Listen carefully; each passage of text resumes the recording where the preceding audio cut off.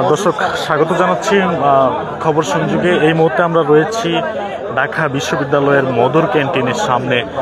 আজকে কিন্তু বৈষম্য বিরোধী ছাত্র আন্দোলনের পক্ষ থেকে কিন্তু একটি রাজনৈতিক ছাত্র সংগঠনের কিন্তু আত্মপ্রকাশ ঘটতে যাচ্ছে।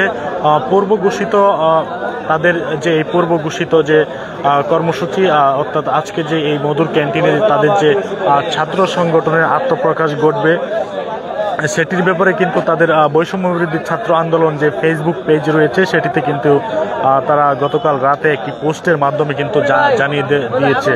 আমরা দেখেছি যে আজকে বিকাল 3টায় কিন্তু দুপুর 3টায় কিন্তু এখানে যে তাদের যে ছাত্র সংগঠনের যে আত্মপ্রকাশ সেটি কিন্তু তারা আজকে করবে বলে আমাদের জানিয়েছিল। এখানে গণমাধ্যম কর্মীদের ব্যাপক উপস্থিতি আমরা লক্ষ্য করছি। আমরা দেখতে পাচ্ছি যে টেলিভিশন সাংবাদিক সহ মাল্টিমিডিয়া সাংবাদিকরা কিন্তু এখানে উপস্থিত রয়েছে। দর্শক আপনাদের দেখায় যে এই মধুর ক্যান্টিনের সামনে কিন্তু এখনকার যে পরিস্থিতি আমরা দেখতে পাচ্ছি, এখানে গণমাধ্যম কর্মীরা কিন্তু অধিক আগ্রহে তারা অপেক্ষা করছে। আরেকটি বিষয় হচ্ছে যে আগামী 28 তারিখ কিন্তু নাগরিক কমিটি থেকে কিন্তু জানানো হয়েছে যে দেশে একটি রাজনৈতিক দল কিন্তু আসতে যাচ্ছে।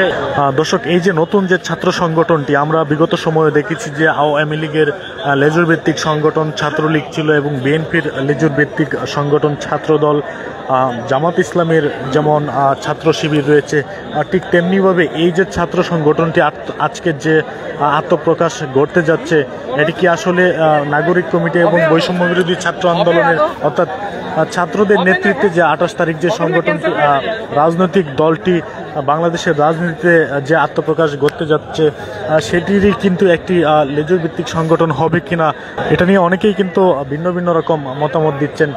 ছাত্রদের এই নতুন যে ছাত্র সংগঠনটি, এটি আসলে ছাত্রদের অধিকার রক্ষার্থে কতটুকু কাজ করবে এবং এটি নিয়ে কিন্তু ছাত্র মনে ব্যাপক প্রশ্ন রয়েছে।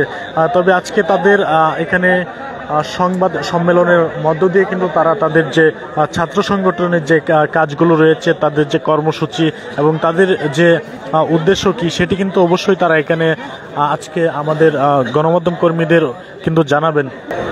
দর্শক, আশা করা যাচ্ছে কিছুক্ষণের মধ্যেই কিন্তু সেই ছাত্র প্রতিনিধিরা তারা কিন্তু আজকে এখানে আসবেন এবং আসার পর যে নতুন ছাত্র সংগঠন এই ঢাকা বিশ্ববিদ্যালয়ের ঐতিহাসিক মধুর ক্যান্টিনে কিন্তু তারা সেই ছাত্র সংগঠনের আত্মপ্রকাশ ঘটাবেন। এই ছাত্র সংগঠন ছাত্রদের জন্য কতটুকু কাজ করবে সেটি নিয়ে সাধারণ ছাত্রদের মধ্যে একটি প্রশ্ন রয়েছে।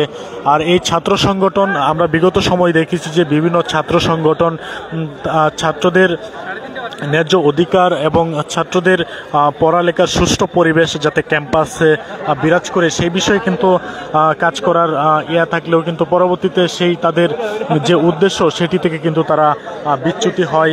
তবে এই যে নতুন ছাত্র সংগঠনটি, এই ছাত্র সংগঠনটি কতটুকু সুফল বয়ে আনতে পারে ছাত্র রাজনীতিতে, পাশাপাশি ছাত্রদের যে শিক্ষার পরিবেশ বাংলাদেশে কতটুকু উন্নয়ন ঘটাতে পারে সেটি কিন্তু একটি প্রশ্নের বিষয়। সাধারণ ছাত্রদের মধ্যে কিন্তু সেই প্রশ্নটি বিরাজ করছে।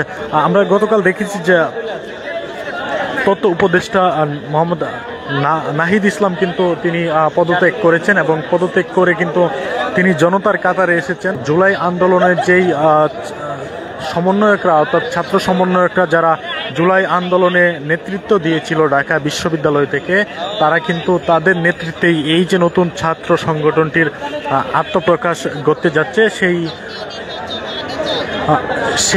এই যে নতুন ছাত্র সংগঠনটি এটির নেতৃত্বে কিন্তু এই তারা যে সমন্বয়ক ছিল তারাই থাকবে বলে ধারণা করা হচ্ছে। কে হতে যাচ্ছে এই নতুন ছাত্র সংগঠনের নেতৃত্বে, কারা আসতে যাচ্ছে এবং কত সদস্য বিশিষ্ট এই কমিটি হবে, এটি নিয়েও কিন্তু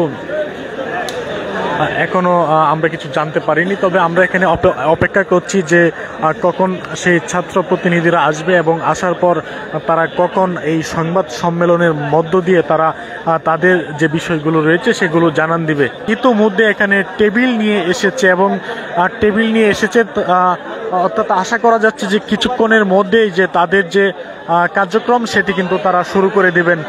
দর্শক আপনারা দেখছেন যে এই মধুর ক্যান্টিনে আজকের এই ঢাকা বিশ্ববিদ্যালয়ের মধুর ক্যান্টিনে কিন্তু আজকে নতুন একটি ছাত্র সংগঠনের আত্মপ্রকাশ করতে যাচ্ছে। আর এটির নেতৃত্বে রয়েছে বৈষম্য বিরোধী ছাত্র আন্দোলন এবং নাগরিক কমিটিতে থাকা বিভিন্ন যে নেতা রয়েছে, তারা কিন্তু তাদের নেতৃত্বেই কিন্তু আজকের এই নতুন যে ছাত্র সংগঠনটির আত্মপ্রকাশ করতে যাচ্ছে। এতক্ষণ পর্যন্ত জানাচ্ছিলাম মধুর ক্যান্টিন থেকে যে আজকে যে নতুন ছাত্র সংগঠনের যাত্রা শুরু হতে যাচ্ছে, এখান থেকে আত্মপ্রকাশ করতে যাচ্ছে, সেই বিষয়ে আপনাদের এখন পর্যন্ত জানাচ্ছিলাম। পরবর্তী আপডেট জানার জন্য কিন্তু আপনারা এই খবর সংযোগের ফেসবুক যুক্ত থাকবেন।